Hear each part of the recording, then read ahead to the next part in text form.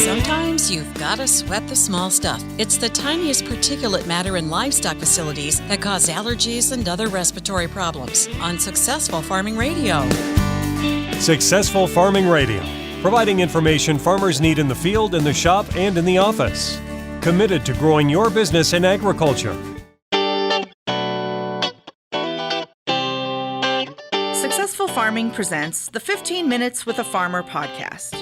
In each episode, a Successful Farming editor has a quick conversation with a farmer, chock full of stories and advice from their area of agriculture. They're interesting, educational, and perfect for your busy schedule.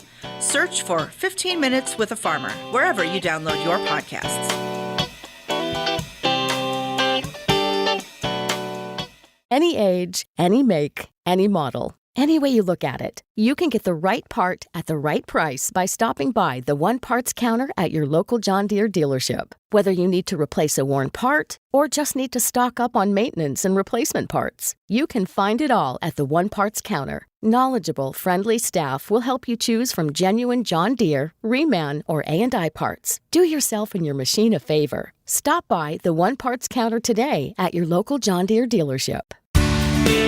Livestock facilities are dusty environments. The visible dust particles that we see hanging in a beam of sunlight are so big they can't reach deep inside your lungs. It's the tiny particulate matter that we can't see that causes allergies and other respiratory problems in humans and animals. Richard Gates is an extension specialist in livestock facilities and manure management at the University of Illinois. He says fresh air ventilation is a best management practice for dust control, but it's also an economic decision as it can cost more during colder weather. In some situations, the inside temperature has to be kept as warm as 80 degrees. And so producers have to balance how much fresh air should they bring in versus how much money do they want to spend on propane or however they're heating. Or if they don't have heaters, that means they're going to make the facility much colder. And for some species like beef cattle or dairy cattle, that doesn't matter. But for little farrowing piglets or something, that's just not acceptable. The most basic line of defense for workers in any livestock facility is a properly fitting particulate mask and eye protection. It's just the simple white mask that you see with a little metal clip on the nose and two straps in the back.